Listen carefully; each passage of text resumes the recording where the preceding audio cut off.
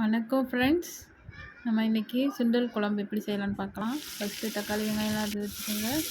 அப்புறம் நமக்கு தேவையான வெந்தயம், ஜீரகம், மிளகு வச்சுக்கோங்க. தக்காளி வெங்காயத்தை நல்லா வதக்கிக்கோங்க. நல்லா வதக்கிக்கோங்க. நல்லா வதங்கினோம்னா அதை நம்ம ஆற வச்சிடணும். ஆற வச்சுட்டு நல்லா வதங்கிச்சா நமக்கு தெரியும் தக்காளி நல்லா வதங்கணும். தோல் உறிஞ்சி வரும். அப்போ நம்ம இந்த பொருளை அதுக்குள்ளே போட்டு அதையும் சேர்த்து நம்ம வதக்கிக்கலாம். அப்புறம் தேங்காய் பூ சேர்த்து வதக்கிக்கலாம்.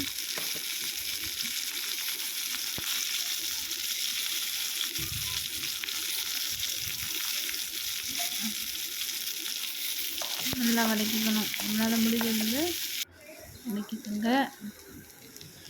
ஆற வச்சுருங்க. அப்புறம் நம்ம அதை மிக்சியில் போட்டு அரைச்சிக்கலாம். அரைச்சி எடுத்ததோட மல்லித்தூள், மஞ்சத்தூள், மிளகாத்தூள், அப்புறம் கொஞ்சம் குழம்புத்தூள் வீட்டில் அரைச்சதாக இருக்கலாம், எது வேணாலும் யூஸ் பண்ணிக்கலாம். அதையும் சேர்த்து அதோட போட்டு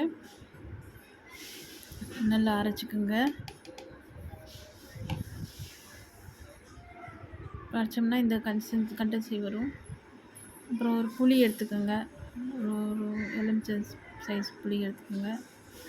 அதை தண்ணியில் ஊற போட்டிருக்கேன் நான். அதில் நம்ம கடைசியாக தான் போடணும் எப்பயுமே. தேவையான காய்கறி அது கூட போடுறதையும் எடுத்துக்கோங்க. கிழங்கும் கத்திரிக்காயும் நல்லாயிருக்கும். எண்ணெய் ஊற்றிக்கோங்க. கடுகு போட்டுக்கோங்க. கடுகு நல்லா பொரியணும். பொரிஞ்சால் தான் நல்லாயிருக்கும். ரொம்பையும் கருகியும் விட்டுறக்கூடாது. பட்டை, கிராம்பு, ஏலக்காய், அப்புறம் பூ இதெல்லாம் போட்டுக்கோங்க. அதையும் கொஞ்சம் பொரிய விட்டுக்கோங்க. அப்புறம் வெட்டி வச்சுருக்க வெங்காயம், வெள்ளைப்பூடு ரெண்டையும் சேர்த்துக்கோங்க. இதோட எண்ணெயிலையும் காயும் வதக்கி விட்டுருங்க. நல்லா வதக்கி விட்டோம்னா காய் குழையாமல் இருக்கும். அதுக்காக நல்லா வதக்கி விட்டுருங்க. ஏன்னா கத்திரிக்காய் சுண்டல் வேகிற வரைக்கும் இதாகாது. நம்ம அதிலேயே தான் போட போகிறோம். ஏன்னா குக்கர்னால நல்லா ஊற வச்ச சுண்டல் அதில் சேர்த்துக்குவோம். அதையும் சேர்த்து அதோடு போட்டு நல்லா வதக்கிக்குவோம். சுண்டலையும் நல்லா போட்டு அதோட வதக்கிக்கலாம். நல்லா வதக்கிட்டு அப்புறம் அதோட நம்ம இந்த அரைச்சி வச்சதை எடுத்து அதில் போட்டு அதையும் சேர்த்து நம்ம அதை வதக்கிக்கலாம். மசாலாவையும் நல்லா போட்டு அந்த எண்ணெயோடய வதக்கிக்கலாம். வதக்கி போட்டோம்னா நல்லா எவ்வளோ வதக்கினது தான் பரவாயில்ல, இருந்தாலும் கொஞ்சம் வதக்கிக்கலாம். இது சிம்பிளாக செய்கிறனால ஈஸியாக இருக்கும். நமக்கு ஒன்றா செய்கிறது கஷ்டமாக வேண்ட அளவு தண்ணி ஊற்றிக்கினா போதும். நாங்கள் கொஞ்சம் தண்ணியாக தான் கொஞ்சம் கெட்டியாக எவ்வளோ கெட்டியாக வேணுமோ அந்தளவுக்கு தண்ணி ஊற்றிக்கோங்க உங்களுக்கு வேண்ட அளவு. அப்புறம் நல்லா கொதிக்க விட்டுட்டு